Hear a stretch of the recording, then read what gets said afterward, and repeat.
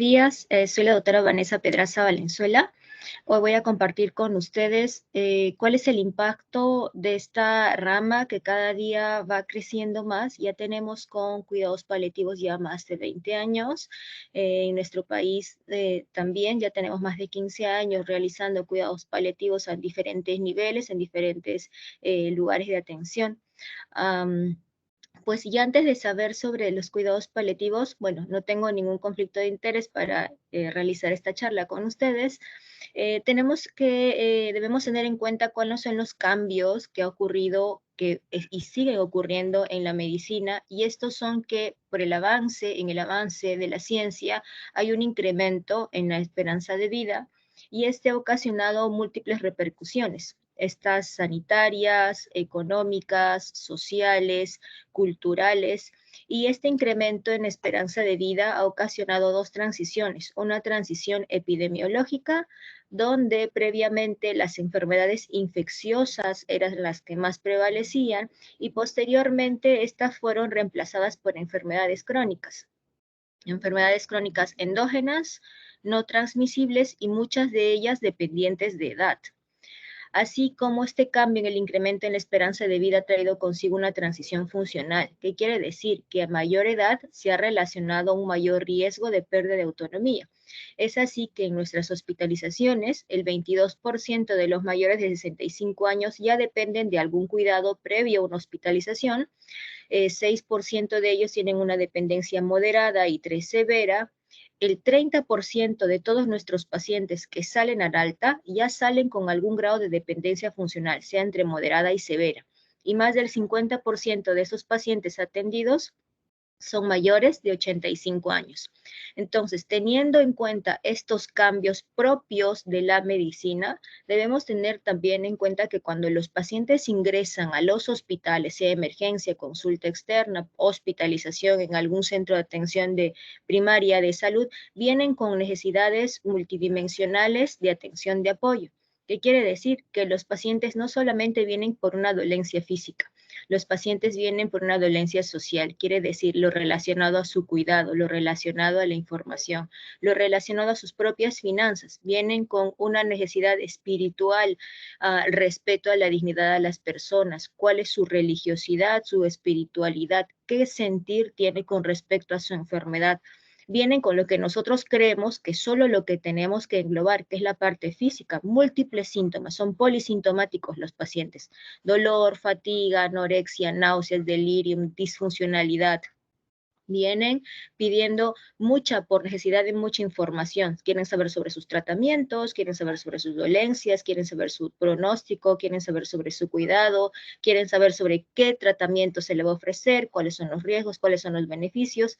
Vienen con mucha carga emocional por la misma situación: depresivos, con trastornos de adaptación, ansiosos, con trastornos de conducta, insomnio. Entonces, los pacientes cuando vienen al hospital, al centro hospitalario, vienen con necesidades multidimensionales, los cuales nosotros hemos de cubrir. Entonces, si los pacientes vienen con múltiple necesidad de apoyo, quiere decir que nosotros tenemos que cubrir todas esas necesidades. Quiere decir que nosotros trabajamos entonces de forma interprofesional, no solamente con el paciente con cáncer, sino también con el paciente que no tiene cáncer. Entonces, alrededor de cada paciente hay todo un conglomerado, un conjunto de familia. Puede ser numérica, como también puede ser unifamiliar. Y todos ellos, estos síntomas o esta necesidad es cubierto por todo un equipo, sea el médico, la enfermera, la psicóloga, el psiquiatra, el psicoterapeuta, la nutricionista, el capellán, la asistenta social, los voluntarios, el farmacéutico y demás. Entonces, si un paciente viene con mucha carga, de mucha necesidad, definitivamente nosotros hemos de aplicar todo eso o englobar o ayudar a cubrir todo esto como la necesidad de nuestros pacientes. Y pues el cuidado paliativo es justamente ello, es eso que engloba ese cuidado, como dice, interprofesional, con múltiples ramas, cuyo beneficio en común es brindar la calidad de vida y la atención necesaria a todos los pacientes cuando están junto con nosotros, inclusivemente a la familia, incluso cuando ellos ya trascienden, o sea, posteriormente cuando ellos fallecen. ¿Y cómo se siente el paciente necesariamente que tiene necesidad paliativa cuando ingresa al hospital? Este estudio, que ha englobado la idea de algunos de estos pacientes, indican que ellos antes del hospital tienen una sensación de incomodidad, un poco de angustia, inseguridad, algunos se sienten asustados, muchos dicen que se sienten vulnerados y que sienten un ligero alivio cuando ingresan al hospital por la vía por la que ingresen. ¿Por qué? Porque creen que es una vía más rápida de solución a sus problemas y porque todavía tienen y preservan la seguridad de que en el hospital todo va a estar bien, porque cuando el sistema de por sí empieza a fallar, siempre hay alguien que le va a dar ese tipo de soporte. Consideran que en los hospitales vamos a priorizar el diagnóstico y también el control de los síntomas. ¿Por qué? Porque van a tener acceso de atención especializada y porque ellos van a presentar consideran que vamos a brindarles un manejo preventivo de las complicaciones del tratamiento. Entonces, lo importante que los pacientes, cómo nosotros los hacemos sentir cuando brindamos una atención adecuada en cualquier nivel de atención, ¿no es cierto? Cuando ellos vienen con múltiple carga, no solo comórbida, sino en general. Y pues cuando hablamos de la implementación o cuando hablamos de brindarle a un paciente cuidado paliativo, muchos de nosotros, equipos de salud, no de salud, la parte administrativa, es como que una sensación como de sorpresa, de incredulidad sobre cómo abordar a estos pacientes, por qué brindarles cuidados paliativos, es el fin de los pacientes, por eso es que los mandamos a cuidados paliativos. Y eso tiene que ver mucho también, no solo con nuestra forma de pensar, sino también de nuestra sociedad en general. Y este estudio así lo plantea. Claro, esto es en personal médico, precisamente de emergencia, de qué idea tienen sobre la atención de los pacientes al final de la vida, un comparativo con respecto de médicos de Oriente y médicos de Occidente.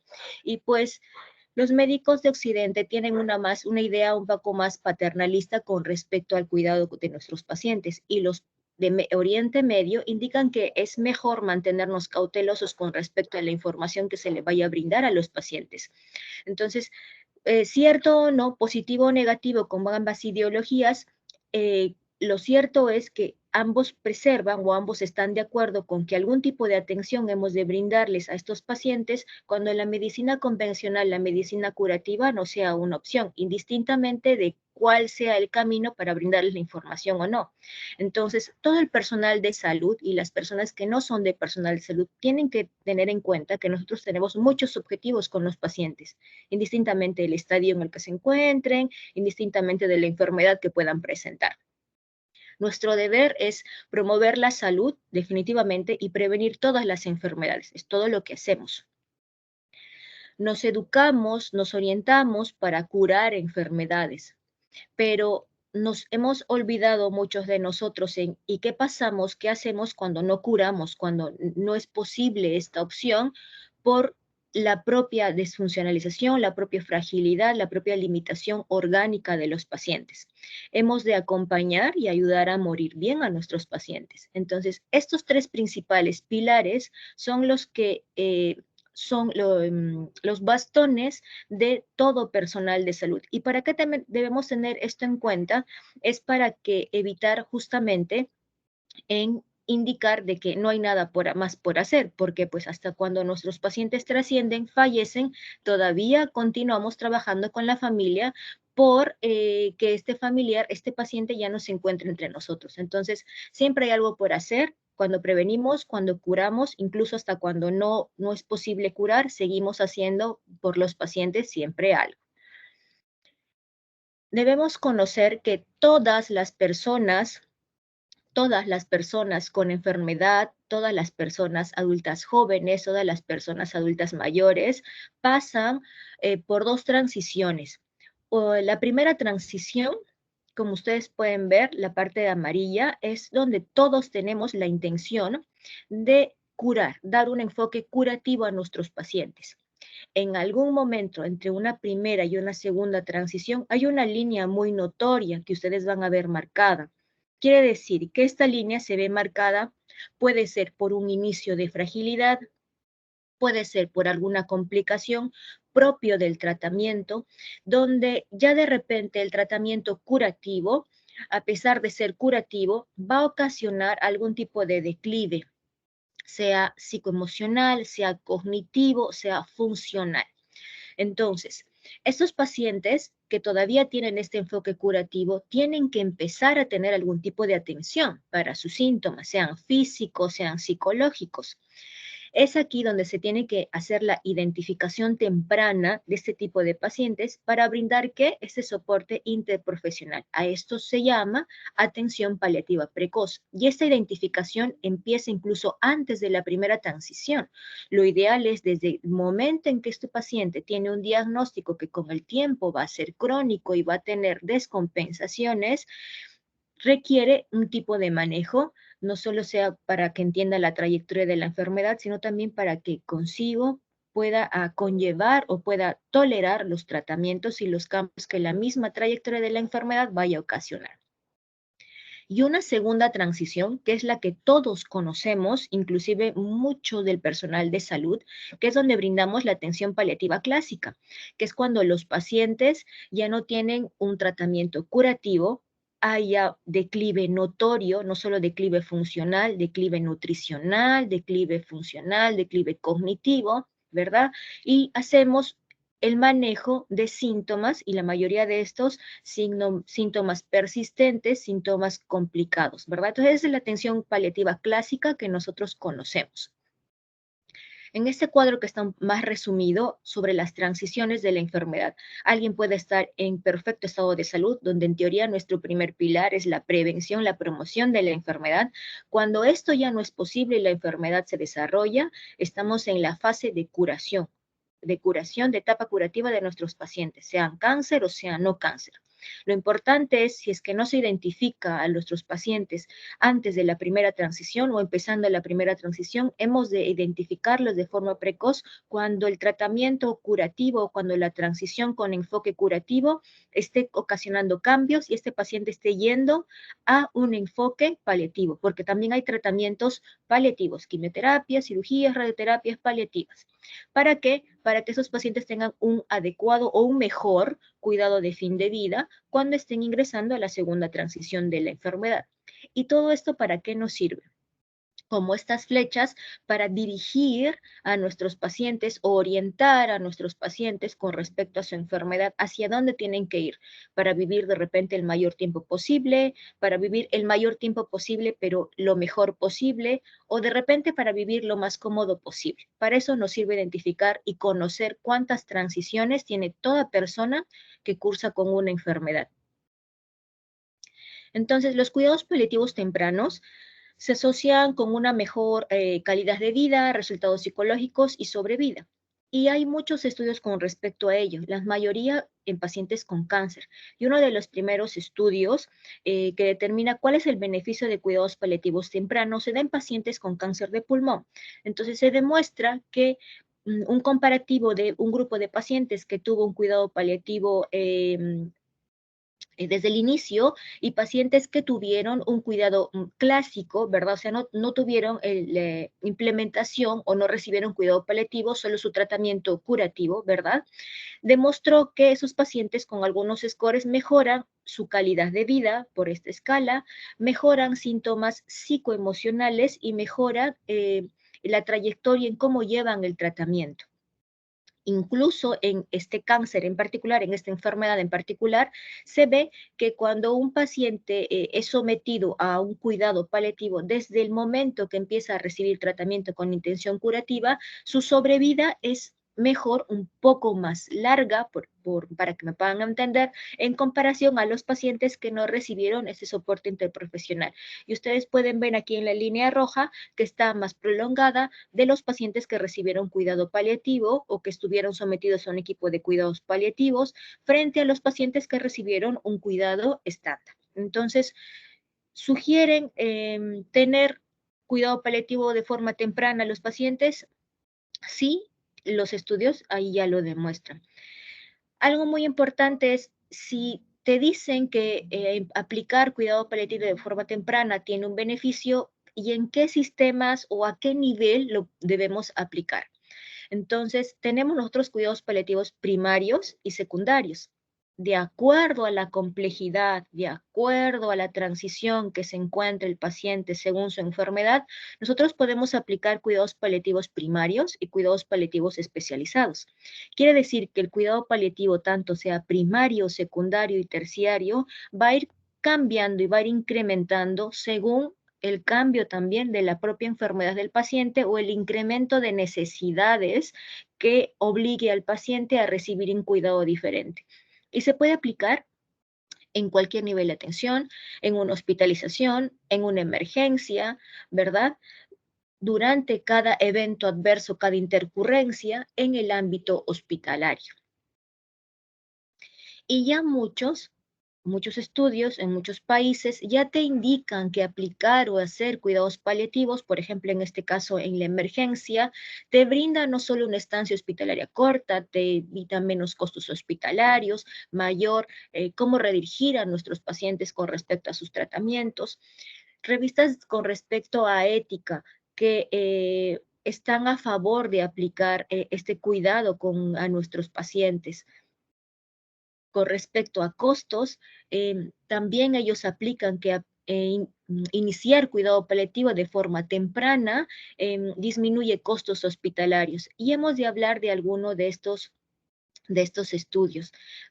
Entonces, en este estudio en el cual se engloba el efecto de los cuidados paliativos tempranos con respecto a los costos en la atención médica al final de la vida, tratan de aplicar lo siguiente. Engloban a una edad media de los pacientes de la población estudio de 69 años. El 23% de ellos tenían cáncer de pulmón, el 14% se encontraba en estadio avanzado, en estadio 4, 34% de toda esta población en general tenían fuera de cáncer alguna otra enfermedad no oncológica. Más del 40% se sometió en alguna parte de la trayectoria de la enfermedad a alguna cirugía oncológica. 7% de toda esta población era todavía dependiente para actividades básicas de la vida diaria, o sea, tenían un grado de postración importante, y más del 60% tenía un cuidado adecuado en domicilio. Entonces, lo que se trató de ver es qué tanto disminuía el costo con respecto a la parte hospitalaria, la parte con ingresos a una emergencia o incluso el cuidado en domicilio. Y se trató de comparar en dos grupos. Uno, un grupo en el cual recibió atención paliativa de forma temprana, para ellos entre los 12 y 6 meses antes de su fallecimiento, en comparación a los pacientes que recibieron atención de cuidados paliativos hasta un mes antes del fallecimiento. Entonces, denotaron que cuando hacen un análisis principal de estos dos grupos, que como $400,000 se aplicó para el paciente con cuidado paliativo temprano y que hay un incremento de más de $100,000 para el grupo control, o sea, aquellos pacientes que recibieron atención en el último mes de vida. Y esto, que también denota este estudio, es que el grupo que recibió tempranamente cuidados paliativos tuvo una proporción de hospitalización menor de al menos 50% y que las visitas a emergencia en estos pacientes que recibieron cuidado paliativo de forma temprana tuvieron un menor ingreso a la emergencia del 40%. Y lo más llamativo e importante, creo yo, fue que la mayoría de estos pacientes tuvieron una atención en domicilio en un porcentaje de al menos 70%. Entonces, cuando ustedes ven este cuadro comparativo del número de pacientes, ven uno que dice RAI y el otro RAI-C, quiere decir que las estrechas azules son aquellos pacientes que pudieron recibir cuidado paliativo no temprano, o sea, en el lapso de un mes antes del fallecimiento, y los otros que son pacientes que recibieron cuidado paliativo previamente, o sea, entre el sexto hasta un año antes de su fallecimiento. Entonces, este estudio te trata de, en conclusión, indicar que aquellos pacientes que no recibieron cuidado paliativo temprano, o sea, 6 a 1 año antes de su fallecimiento, tuvieron en general un costo menor en atención, más bajos que en comparación en aquellos pacientes que lo recibieron en el último mes de vida. Yendo a otro estudio, donde te indican que ese es un metaanálisis que te indica es lo siguiente. Se hace un estudio de 6 subestudios. El 93% de estos pacientes fue dado de alta, o sea, continuaron con un cuidado en domicilio. El 40% de esos pacientes tenía cáncer. De todos estos estudios, el 3.6% recibió cuidado paliativo temprano. Para ellos temprano es 1 año antes, a diferencia del anterior estudio. Y lo que notó es que, por ejemplo, hay una reducción. Tomaron en cuenta tres grupos, los pacientes con enfermedades oncológicas, los pacientes con enfermedades no oncológicas. Aquí tomaban en cuenta los pacientes con EPOC, enfermedad cardíaca, enfermedad hepática, enfermedades neurodegenerativas y VIH, y los pacientes que recibieron un cuidado estándar, o sea, no cuidado paliativo. Y al final denotaron o se dieron cuenta de que los pacientes que tuvieron un cuidado paliativo temprano con respecto al cáncer tuvieron en aproximadamente una reducción de $4,000 por persona con cáncer. Y cuando engloban a los pacientes que no tienen cáncer, denotaron que hay una disminución del costo de al menos $2,000 por persona. Y algo muy importante, y ellos hicieron en un subanálisis, y traigo aquí este cuadro, el cuadro que está al extremo, que indican que fuera de que hay una disminución de costo en aquellos pacientes que reciben cuidado paliativo temprano, sea oncológico o no oncológico, llama la atención de que inclusive a los 3 primeros días de ingreso, sea hospitalario, sea por emergencia, de haber empezado un soporte o una orientación paliativa, hay una disminución no solo de costo, sino también de estancia hospitalaria. Entonces, denotan que hay una reducción de al menos de $3,000 a $2,000 por paciente a los 3 primeros días de tener esta intervención por orientación paliativa. No debemos olvidar de que el sistema médico de forma involuntaria causa mucho sufrimiento y a veces este sufrimiento es innecesario. Entonces nos centramos mucho en los beneficios improbables y nos olvidamos en considerar los posibles daños de los procedimientos que podamos realizar. Y olvidamos algo muy importante que son los derechos positivos y los derechos negativos de nuestros pacientes. Y estos son los que son importantes para determinar qué tanta calidad, qué tanta agresividad, qué tanta obstinación o qué tanta reversión nosotros le ofrecemos a nuestros pacientes con los procedimientos que vayamos a otorgar. Y cuando hablamos de procedimientos, nosotros hablamos del control principal de los síntomas. Sí, paliativo está muy relacionado al tratamiento del dolor, pero estos pacientes netamente no presentan solo dolor, es un síntoma, el síntoma más frecuente en pacientes paliativos, sí, inclusive hasta finales de la vida es el síntoma que más prevalece, pero sin embargo son pacientes polisintomáticos. Ese es un estudio en nuestra realidad en Lima, en Perú, en el Hospital Rebagliati, de pacientes que ingresan por síntomas no controlados y nos damos cuenta que cuando determinamos un mejor objetivo de intervención terapéutica, diagnóstico en nuestros pacientes, sobre todo terapéutica, nuestros pacientes no solo tienen menos días en hospital, tienen una mejor apreciación de la familia y por ende le brindamos una mejor calidad de vida. En este estudio, el principal motivo por el cual nuestros pacientes ingresaban por una emergencia era dolor, disnea o debilidad. Calmado estos síntomas, estos pacientes se notaba muy significativamente que readmitidos se encontraban en no más de 3 a 4 días en un centro hospitalario. ¿Qué pasa con los pacientes no oncológicos? En este estudio nos trata de explicar cuál es la reducción me pareció muy importante con respecto a las rehospitalizaciones, las readmisiones en pacientes no oncológicos.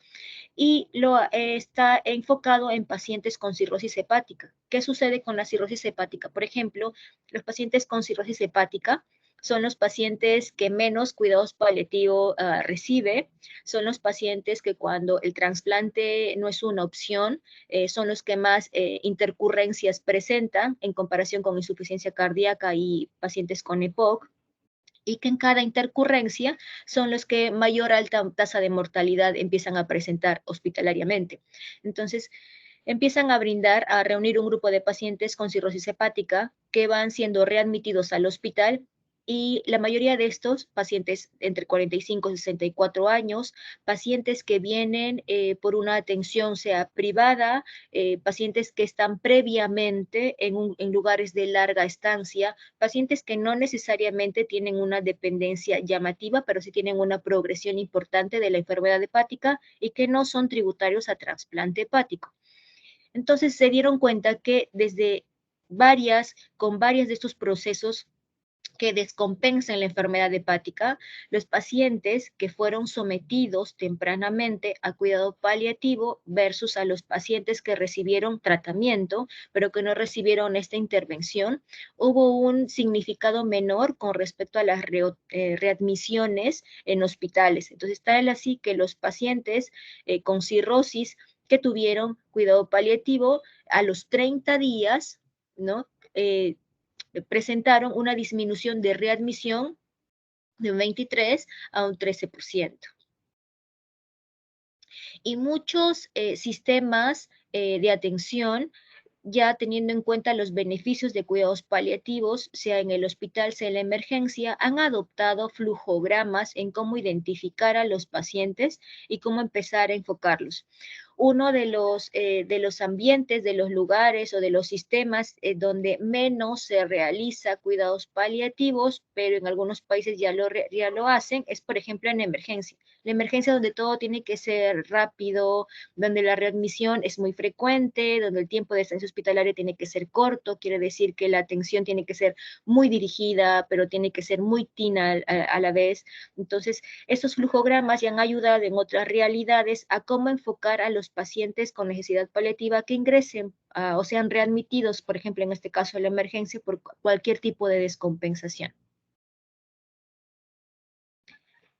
No olvidemos que en nuestra institución, el 14 de febrero, se conmemora el Día de la Humanización del Seguro Social de Salud, Cuidando con el Corazón. Idealmente es algo que nosotros deberíamos plasmar, ¿no? O deberíamos reforzar en el cuidado domiciliario, ¿verdad? Pero cuando esto no es posible, porque cuidar a un paciente en estas características requiere mucha logística, mucha fuerza emocional por parte de sus cuidadores, tenemos situaciones como estas, donde no está mal cuando querramos compensar la parte aguda de nuestros pacientes, pero sin embargo, lo que en domicilio muchas veces no pudiéramos realizar, ya algunos estudios también te indican que lo que antes se pensaba como descabellado de que solo los pacientes debieran fallecer en domicilio, pues la sociedad hace que la necesidad de aplicar algún tipo de cuidado domiciliario en hospital por algún tipo X motivo, sobre todo social o económico, ¿verdad? Se pueda realizar. Entonces, la importancia en este cuidado no es solo el pronóstico de nuestros pacientes o qué tan reversible sea este cuadro, sino es la futilidad, el objetivo, la importancia de los tratamientos que nosotros vayamos a ofrecer y con qué objetivo vayamos a ofrecer. Como conclusiones, podemos indicar que a pesar de las barreras que pudiéramos tener, pues tenemos evidencia de que la integración temprana de los cuidados paliativos nos ayudan. Las terapias avanzadas nos ayudan mucho a aumentar la sobrevida de nuestros pacientes, pero a veces nos dificulta el pronóstico, en el sentido de que las conversaciones sobre enfermedades graves o el abordaje de pacientes para identificar esta primera o segunda transición puede ocurrir en cualquier etapa y también a cualquier nivel de atención. sí, los costos incrementan y van a incrementar debido a la creciente prevalencia de enfermedades crónicas. Ya vimos las transiciones que ha ocurrido y que viene ocurriendo en la medicina, y que el incremento de los costos unitarios en la atención médica cada vez son mayores. Entonces, nuestro trabajo va a tener que ser reformar este sistema que está diseñado originalmente para brindar atención a pacientes agudas y que son episódicas, y que definitivamente esto va a ser esencial para que en el tiempo, a largo plazo, esto se siga manteniendo. No olvidar también que el cuidar la vida de los pacientes es un arte y todos lo hacemos, y eso se hace hasta el final de nuestros pacientes. Entonces, una grata imagen de todos nuestros pacientes a los cuales hayamos podido ayudar con ese tipo de intervenciones difíciles, limitadas muchas de ellas, pero en lo posible para que ellos puedan llevar no solo un tratamiento adecuado o puedan tolerar sus tratamientos, sino también para que empiece la familia y también el paciente a entender toda la trayectoria de la enfermedad por la cual ellos van a pasar. Entonces, como decía la persona con la que empezó los cuidados paliativos, es que los pacientes son importantes todo el momento de la vida, y pues todos nosotros lo que hacemos es desde nuestras posibilidades ayudarlos para que estos pacientes puedan vivir tranquilos, para que estos pacientes puedan vivir en paz o morir en paz, y para que puedan estar tranquilos, incluso ellos o la familia, sobre todo hasta el día en el que ellos ya no puedan acompañarnos. Gracias.